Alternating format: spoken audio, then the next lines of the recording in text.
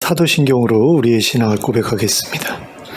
전능하사 천지를 만드신 하나님 아버지를 내가 믿사오며 그 외아들 우리 주 예수 그리스도를 믿사오니 이는 성령으로 잉태하사 동정녀 마리아에게 나시고 본디오 빌라도에게 고난을 받으사 십자가에 못 박혀 죽으시고 장사한 지 사흘 만에 죽은 자 가운데서 다시 살아나시며 하늘에 오르사 전능하신 하나님 우편에 앉아 계시다가 저리로서 산 자와 죽은 자를 심판하러 오시리라. 성령을 믿사오며 거룩한 공회와 성도가 서로 교통하는 것과 죄를 사하여 주시는 것과 몸이 다시 사는 것과 영원히 사는 것을 믿사옵나이다. 아멘. 찬송가 455장을 함께 찬송하겠습니다.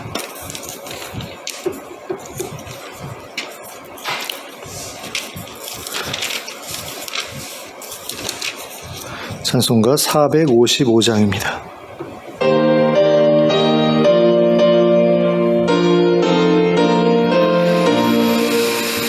주님의 마음을 본받는 자 흠함의 평강이 찾아오면 험악한 세상을 이기리니 하늘로부터 임함이로다. 주님의 마음 본받아 살면서 그 거룩하심 나도 이루리. 주 모습 내 눈에 안 보이며 음성 내 귀에 안 들려도 내 영혼 날마다 주를 만나 신령한 말씀 늘 배우도라. 주님의 마음 본받아 살면서 그 거룩하심 나도 이루리. 가는 길 거칠고 험하여도 내 맘에 불평이 없어짐은 십자가 고난을 이겨내신 주님의 마음 본받음이라. 주님의 마음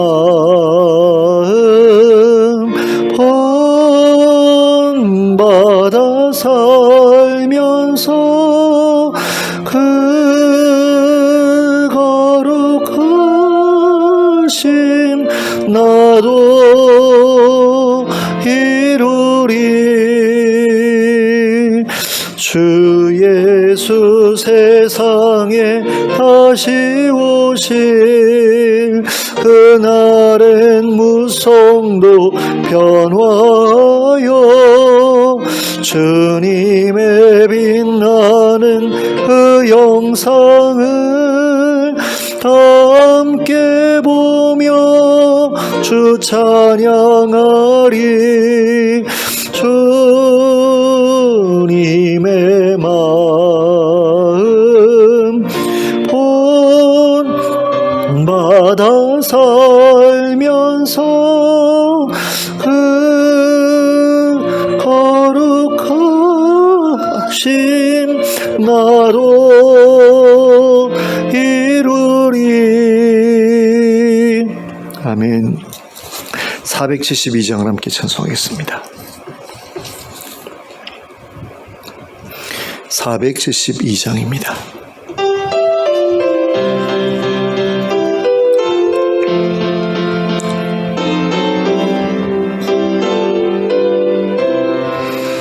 내 병든 병든 손 내밀라고 주 예수님 말씀하네.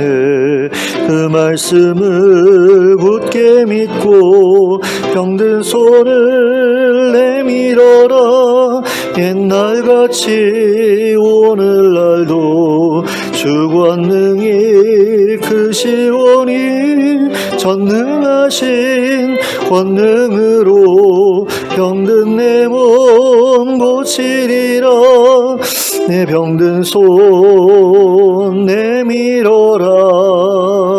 주 예수님 고치시리.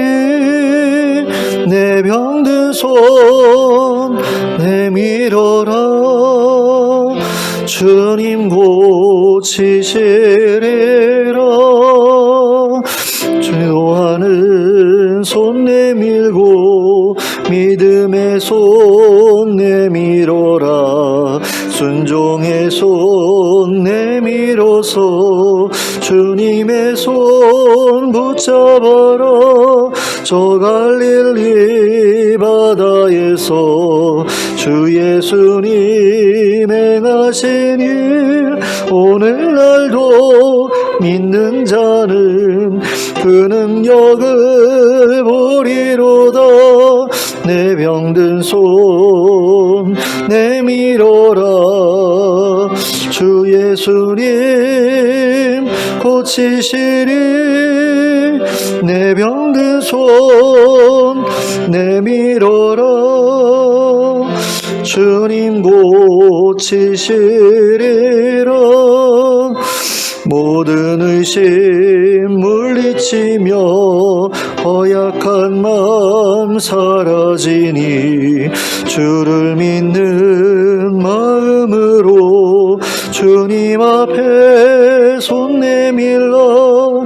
주 예수는 자비하사 크신 사랑 베푸시니 지체 말고 믿는 자는 영생복을 받으리라. 내 병든 손 내밀어라. 주 예수님 고치시리. 내 병든 손 내밀어라. 주님 고치시리라. 아멘. 하나님의 말씀 사도행전 20장 28절부터 38절까지의 말씀입니다. 사도행전 20장 28절부터 38절까지를 함께 합독하도록 하겠습니다. 함께 읽겠습니다. 시작. 여러분은 자기를 위하여 또는 온 양떼를 위하여 삼가라. 성령이 그들 가운데 여러분을 감독자로 삼고 하나님이 자기 피로 사신 교회를 보살피게 하셨느니라. 내가 떠난 후에 사나운 이리가 여러분에게 들어와서 그 양떼를 아끼지 아니하며 또한 여러분 중에서도 제자들을 끌어 자기를 따르게 하려고 어그러진 말을 하는 사람들이 일어날 줄을 내가 아노라. 그러므로 여러분이 일깨어 내가 3년이나 밤낮 쉬지 않고 눈물로 각 사람을 훈계하던 것을 기억하라. 지금 내가 여러분을 주와 및 그 은혜의 말씀에 부탁하노니 그 말씀이 여러분을 능히 든든히 세우사 거룩하게 하심을 입은 모든 자 가운데 기업이 있게 하시리라. 내가 아무의 은이나 금이나 의복을 탐하지 아니하였고 여러분이 아는 바와 같이 이 손으로 나와 내 동행들이 쓰는 것을 충당하여 범사에 여러분에게 모본을 보여 준 바와 같이 수고하여 약한 사람들을 돕고 또 주 예수께서 친히 말씀하신 바 주는 것이 받는 것보다 복이 있다 하심을 기억하여야 할지니라. 이 말을 한 후 무릎을 꿇고 모든 사람들과 함께 기도하니 다 크게 울며 바울의 목을 안고 입을 맞추고 다시 그 얼굴을 보지 못하리라 한 말로 말미암아 더욱 근심하고 배에까지 그를 전송하니라. 아멘. 밀레도에서 에베소의 장로들을 만난 바울은 그들에게 마지막 인사와 권면의 말을 전했습니다. 그 내용이 17절부터 35절까지 기록되어 있는데 그 중에서 전반부에 해당하는 17절부터 27절까지의 내용을 지난주에 함께 살펴보았습니다. 오늘은 후반부에 해당하는 28절부터 38절까지의 내용을 함께 살펴보도록 하겠습니다.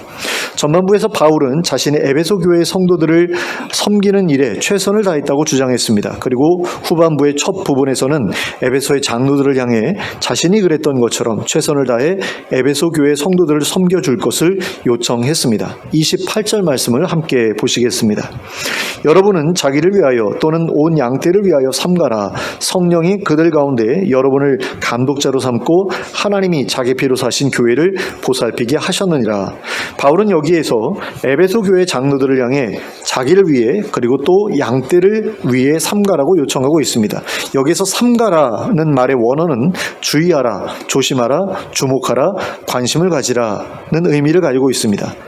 그러니까 주목하라, 관심을 가지라라는 말을 우리말로 하면 살피라라는 그런 말로도 이해할 수 있을 것 같습니다.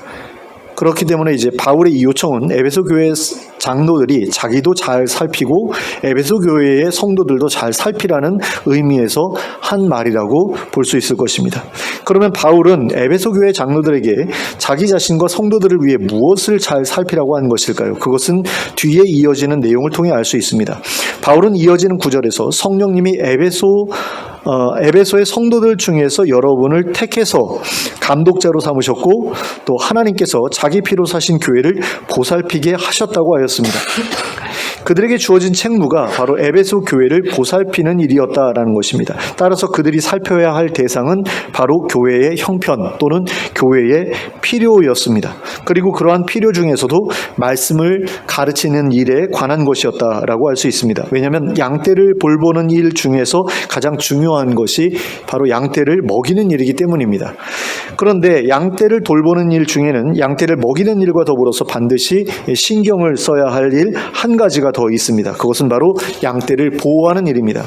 바울은 29절에서 자신이 떠난 다음에 사나운 이리가 에베소 교회에 들어와서 그 양떼를 해칠 것이라고 경고했습니다.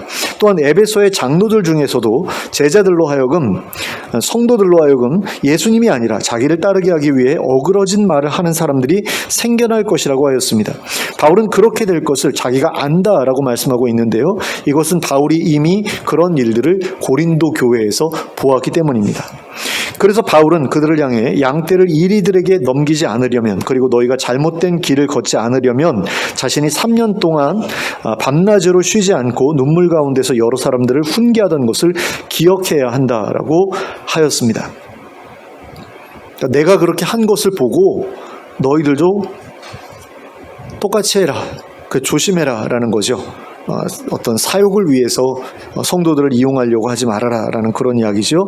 그리고는 내가 여러분을 주님과 그 은혜의 말씀에 부탁한다고 말하면서 그 말씀이 여러분을 능히 든든히 세울 것이라고 하였습니다. 그래서 그 말씀이 여러분을 하나님의 거룩하게 하심을 입은 모든 사람들 가운데서 기업을 얻게 하실 것이라고 하였습니다. 이처럼 양떼를 먹이는 일에 있어서도 그리고 양떼를 보호하는 일에 있어서도 바울이 가장 중점적으로 강조했던 것은 하나님의 말씀이었습니다. 그러니까 하나님의 말씀으로 성도들을 먹여야 하는 것이고요. 또 하나님의 말씀으로 성도들을 먹임으로써 또 양떼들을 보호할 수 있게 된다라는 그런 이야기죠. 오직 은혜의 말씀만이 성도들을 든든히 세울 수 있고 또 은혜의 말씀만이 이단들의 공격이나 탈선한 목회자의 잘못된 가르침으로부터 성도들을 보호할 수 있다라는 겁니다. 그리고 바울은 마지막으로 자신이 누군가의 은이나 의복을 탐하지 않았고 자기 손으로 자기의 자신과 동행들이 쓰는 것을 충당했다라고 말하면서 그것은 여러분도 알고 있는 바라고 했습니다. 그리고는 자신이 모범을 보여준 것처럼 그들도 모든 일에 수고하며 약한 사람들을 도우라고 하였습니다. 그리고 주는 것이 받는 것보다 복이 있다고 하신 주님의 말씀을 기억하라고 요청했습니다. 34절의 이 말씀을 종합적으로 이해하면 주는 것이 받는 것보다 복이 복이 있다고 하신 주님의 말씀을 기억하면서 약한 자들을 돕기 위해 모든 일에 수고하라는 의미라고 할 수 있습니다. 그러니까 너희도 나처럼 성도들에게 재정적인 부담을 주지 말고 오히려 경제적으로 어려운 성도들을 돕기 위해 힘쓰라는 이야기인 거죠. 교회 내에 있는 경제적으로 어려운 사람들을 도우라는 것입니다. 그것이 양떼를 돌보는 사람들이 해야 할 또 하나의 중요한 책임이다라는 것입니다. 그러니까 말씀을 통해서 성도들을 먹이고 말씀을 통해서 성도들을 보호하고 또 그 다음에 성도들의 필요를 채우고 하는 이 세 가지 일이 장로들이 할 일이다. 교회의 지도자들, 사역자들이 해야 할 일이다라는 그런 이야기를 하고 있는 겁니다.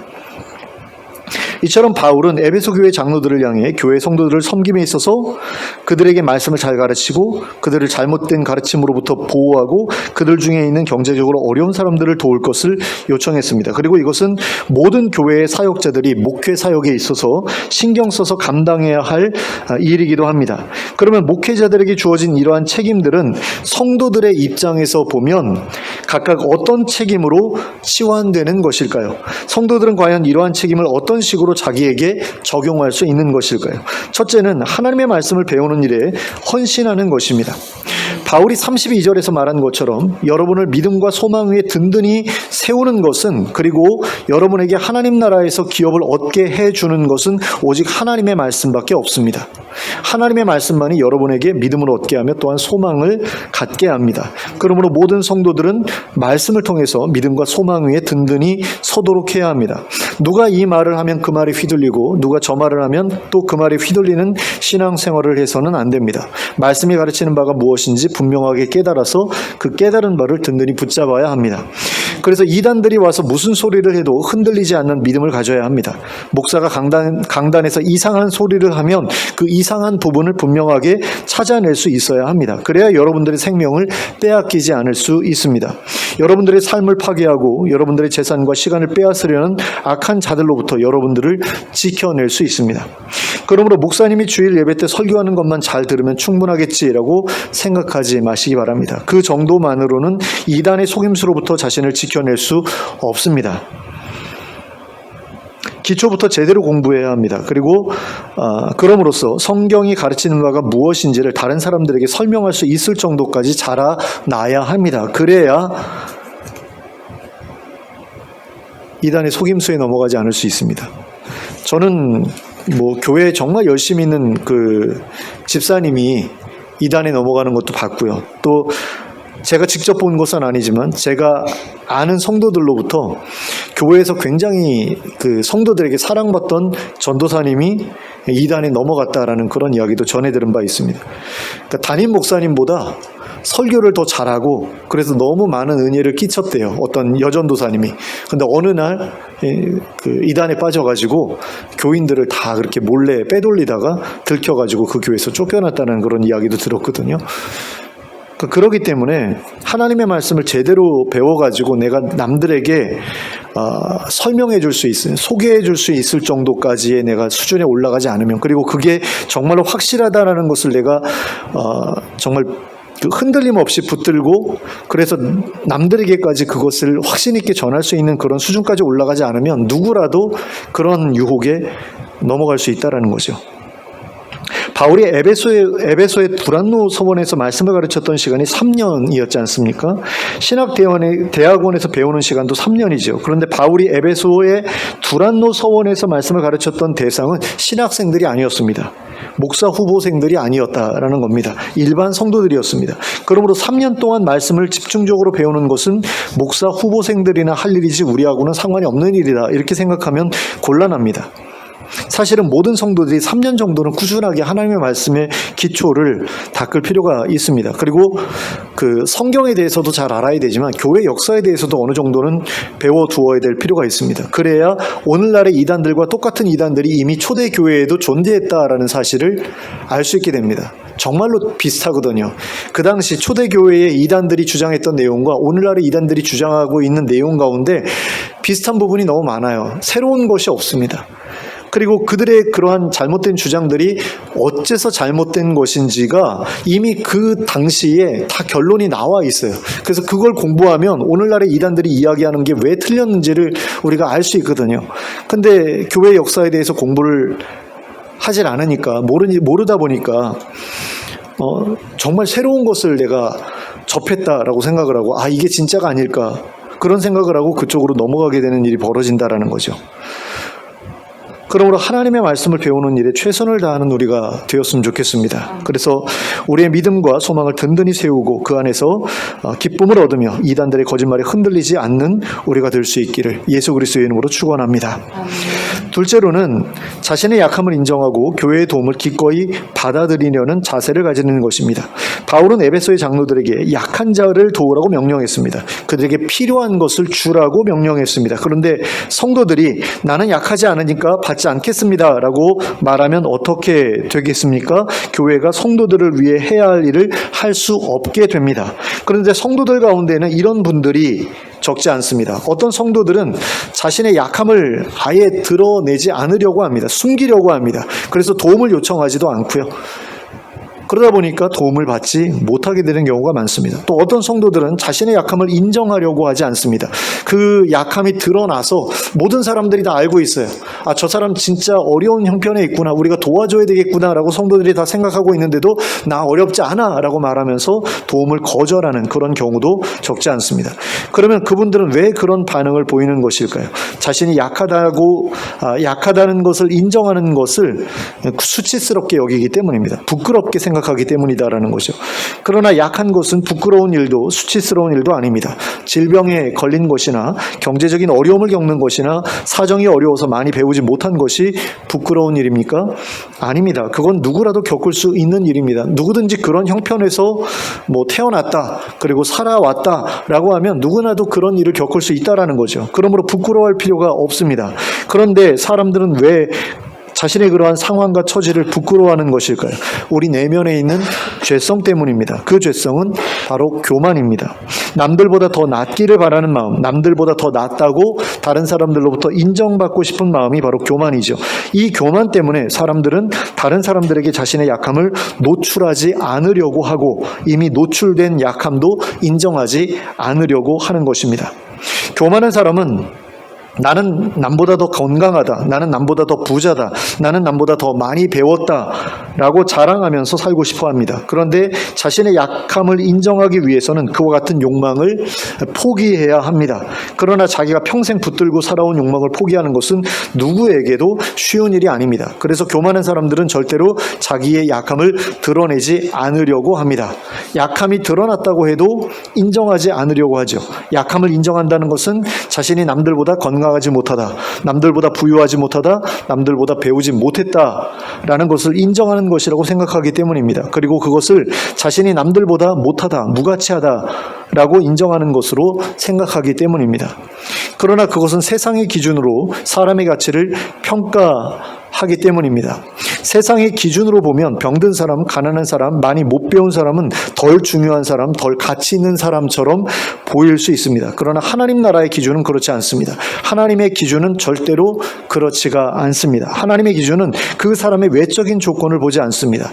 그 사람이 잘생기고 키가 크고 좋은 대학을 나왔고 좋은 직장에 다니고 많은 돈을 가졌다고 하더라도 그것들이 그 사람을 하나님 앞에서 더 가치 있는 존재로 만들어주지 않습니다. 결혼정보회사에서 1등급 신랑감, 1등급 신부감으로 규정하고 있는 사람이라 하더라도 하나님 앞에서는 아무데도 쓸모없는 사람일 수 있습니다. 그래서 지옥에 던져 땔감으로 써야 될 그런 존재밖에 되지 않는 사람들도 많을 수 있습니다. 그러므로 병든 사람, 가난한 사람, 배움이 짧은 사람이라고 하더라도 하나님 앞에서는 하나님의 보좌 우편과 좌편에 앉게 될 사람일 수 있습니다. 그리고 그 자리에 앉게 될 사람들은 분명히 세상의 가치 기준을 따라가지 않고 하나님의 가치 기준을 따라갔던 사람들일 것입니다. 그러므로 세상적인 가치 기준에 따라 자신의 처지를 부끄러워하며 사는 것은 굉장히 위험한 일이라고 할 수 있습니다. 그것은 하나님의 기준이 아니라 세상의 기준에 자신을 맞추려는 마음을 가지고 살아가는 것이기 때문입니다. 그러므로 여러분은 자신의 약함을 부끄러움 없이 교회 앞에 노출할 줄 아는 담대한 분들이 되시기 바랍니다. 자기가 붙들고 있는 삶의 기준이 세상의 가치 기준이 아니라 하나님의 가치 기준이라는 사실을 다른 사람들에게 분명하게 보여줄 수 있는 여러분들이 되시기 바랍니다. 바울은 고린도후서 11장 30절에서 이렇게 말씀하고 있습니다. 내가 부득불 자랑할진대 내가 약한 것을 자랑하리라. 또 고린도후서 12장 5절에서는 이렇게 말씀하고 있습니다. 내가 이런 사람을 위하여 자랑하겠으나 나를 위하여는 약한 것들 외에 자랑하지 아니하리라. 자, 그러면 바울은 왜 자신의 약한 것을 자랑하겠다고 말하고 있는 것일까요? 그것은 자신의 약한 것을 통해 하나님의 능력이 드러나게 되기 때문입니다. 고린도후서 12장 9절 말씀입니다. 나에게 이르시기를 내 은혜가 내게 족하도다. 이는 내 능력이 약한 데서 온전하여 짐이라 하신지라. 그러므로 도리어 크게 기뻐함으로 나의 여러 약한 것들에 대하여 자랑하리니 이는 그리스도의 능력이 내게 머물게 하려 함이라. 자, 그리스도의 능력이 내 삶에 나타나고 내 안에 머물게 하려면 자신의 약한 것을 인정하고 노출할 수 있어야 된다라는 겁니다. 그리고 자신의 약한 것을 노출한 사람들만이 하나님의 능력을 통해서 온전하게 된다라는 것입니다. 그래서 바울 사도는 고린도후서 12장 10절에서 이렇게 말씀했습니다. 그러므로 내가 그리스도를 위하여 약한 것들과 능욕과 궁핍과 박해와 곤고를 기뻐하노니 이는 내가 약한 그때에 강함이라. 여기서 바울은 자신이 약해지는 것을 기뻐한다고까지 말하고 있습니다. 왜냐하면 그때야말로 그리스도께서 자신을 강하게 하심으로써 영광을 받으실 때이기 때문이라는 것입니다. 그러므로 여러분의 약함을 그대로 인정하고 그것을 노출하는 것을 부끄러워하지 마시기 바랍니다. 그래서 자신의 질병과 자신의 경제적 어려움을 숨김없이 교회에 알려주시기 바랍니다. 사실 하나님께서는 자기 백성들의 필요를 모르는 분이 아닙니다. 다 알고 계시죠. 그리고 그분은 기꺼이 여러분들의 필요를 채워주고자 하십니다. 그런데 하나님께서는 그 일을 교회를 통해서 하고자 하십니다. 우리는 솔직히 그렇죠. 하늘에서 뚝 떨어져가지고 누구한테도 알리지 않고 나만 아는 가운데 나 혼자 하나님 앞에 나가서 기도해가지고 하늘에서 뚝 떨어지는 그것을 통해서 내 필요를 채우고 싶은 그런 마음을 보통 가지고 살아갑니다. 근데 하나님께서는 그렇게 일하고 싶어 하지 않으신다라는 거죠. 교회를 통해서 여러분들의 필요를 채우기를 원하신다라는 겁니다. 왜냐하면 교회는 하나님 나라의 모형이기 때문에 그 하나님 나라를 통해서 하나님 나라에 들어옴으로써 자신의 필요가 채워지는 것을 경험하도록 하기를 원하시기 때문에 하나님께서는 교회를 통해서 성도들의 필요를 채우고자 하신다라는 거죠. 근데 교회는 하나님처럼 모든 것을 다 아는 그런 존재가 아니잖아요. 그렇기 때문에 교회는 여러분들의 필요를 알지 못할 수 있습니다. 그래서 교회가 여러분들의 기도 제목을 알지 못하면 여러분들을 위해서 필요한 기도를 할 수 없게 되죠. 그래서 하나님께서 교회를 통해서 기도 응답을 주려고 하시더라도 그것이 제대로 이루어지지 않을 수 있습니다. 그러므로 교회에 여러분들이 겪고 있는 질병과 여러분들이 겪고 있는 경제적 어려움을 알리는 일에 우리는 좀 성실할 필요가 있습니다. 제가 믿기로 교회에 알리지 않고 하나님께만 도와달라고 기도하는 기도는 그 응답을 받지 못할 것이라는 생각을 저는 하고 있습니다. 왜냐하면 앞에서 말씀드렸던 것처럼 그런 태도는 교만에서 나오는 것이며 하나님께서는 교만한 사람의 기도를 듣지 않으시기 때문입니다. 그러니까 내 약함을 하나님 앞에서는 드러낼 수 있어도 다른 사람들 앞에서는 드러내지 못하겠다라는 그런 마음 때문에 그렇게 숨기는 거잖아요. 근데 그 사람은 어떤 사람이냐? 이 세상에서 자기 위에 하나님밖에 없다라고 생각하는 사람인 거죠. 나머지는 다 내 밑에 있으니 내 밑에 있는 사람들에게는 나의 연약함을 드러내지 않겠다 라고 생각하기 때문에 다른 사람들에게 그런 것들을 이야기하고 싶어 하지 않는 겁니다. 그러므로 그런 사람의 기도는 하나님께서 응답하지 않으실 가능성이 굉장히 크다라는 겁니다. 하나님의 도움도 얻지 못할 것이고 그 처지와 형편에서도 벗어나지 못할 가능성이 크다라는 거죠. 그렇게 숨기는 이상은. 그러므로 바울 사도처럼 자신의 약함을 자랑하고 그럼으로써 하나님께서 자신의 능력을 드러내실 수 있도록 돕는 우리가 될 필요가 있습니다. 그래야지 우리의 약함이 드러나면서 하나님의 그 강하심이 우리의 삶을 통해서 역사할 수 있게 되기 때문입니다. 자, 이제 말씀을 정리하겠습니다. 하나님께서는 바울의 입을 통해 오늘날의 목회자들을 향해 성도들에게 말씀을 가르치고 거짓된 가르침으로부터 성도들을 보호하고 또 성도들의 약한 곳을 도우라고 명령하셨습니다. 그런데 성도들이 말씀을 배우려 하지 않거나 도움을 받으려 하지 않는다면 목회자들은 자신에게 주어진 사명을 제대로 감당할 수 없을 것입니다. 그리고 성도들 스스로도 유익을 얻을 수 없을 것입니다. 그러므로 하나님의 말씀을 배우는 일에 헌신하여 든든한 믿음과 소망 위에 자신을 세워가는 우리 모두가 될 수 있길 바랍니다. 그리고 자신의 힘들고 어려운 상황과 처지를 교회에 알려 기도와 응답을 받으며 자신의 능력이 아니라 하나님의 능력을 세상에 자랑하는 우리 모두가 될 수 있기를 예수 그리스도의 이름으로 축원합니다. 함께 기도하겠습니다. 사랑의 하나님 아버지, 하나님께서 교회의 사역자들에게 말씀을 가르칠 책무와 또 성도들을 도울 책무를 주셨는데 그것과 마찬가지로 성도들에게도 말씀을 배워야 할 책무와 또 교회로부터 도움을 받아야 할 책무를 받았다라는 사실을 우리가 기억할 수 있길 원합니다. 많은 사람들이 남을 돕는 것에 대해서는 굉장히 뿌듯해하고 자랑스러워하지만 남으로부터 도움을 받는 것에 대해서는 부끄러워하고 수치스러워하는 것을 보게 됩니다. 그리고 그것이 바로 교만으로 말미암은 것이라는 사실을 우리가 제대로 기억하고 또 깨닫게 되길 원합니다. 그래서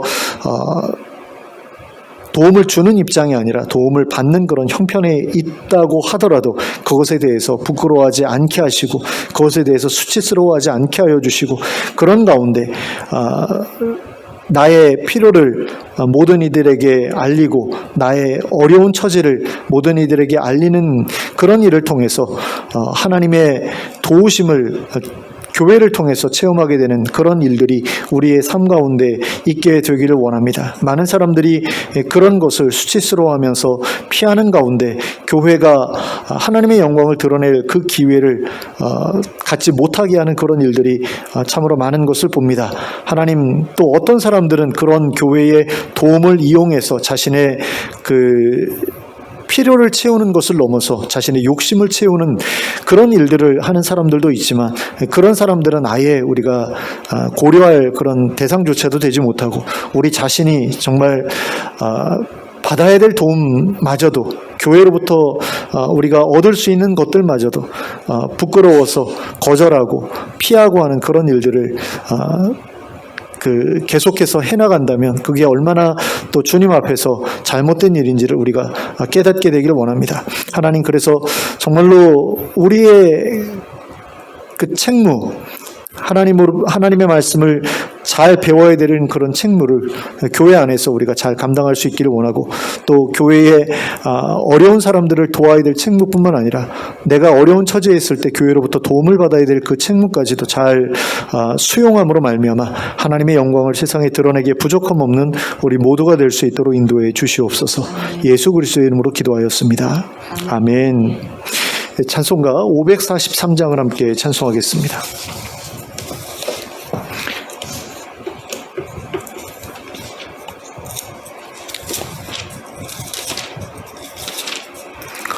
(543장) 함께 찬송하겠습니다.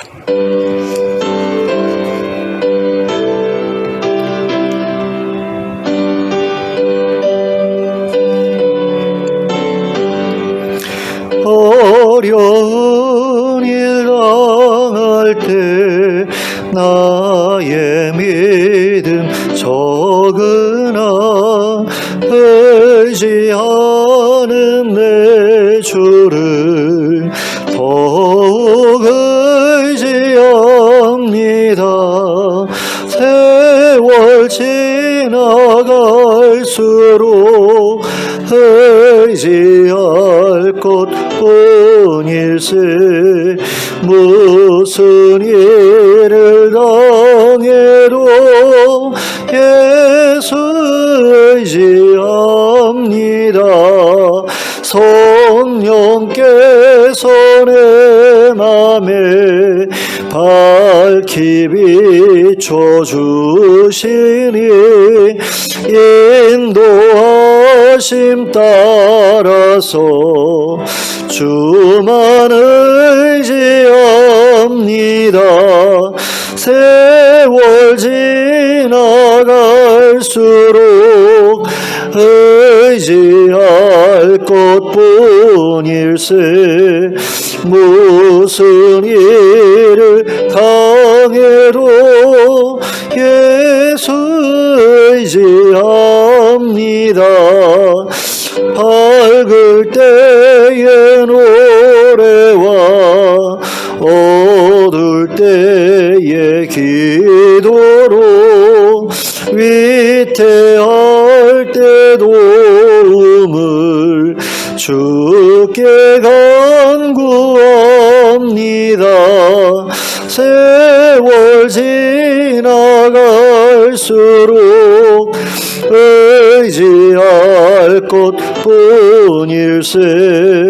무슨 일을 당해도 예수 의지합니다. 생명 있을 동안에 예수 의지합니다. 천국 올라가도록 의지할 것뿐일세. 세월 지나갈수록 의지할 것뿐일세.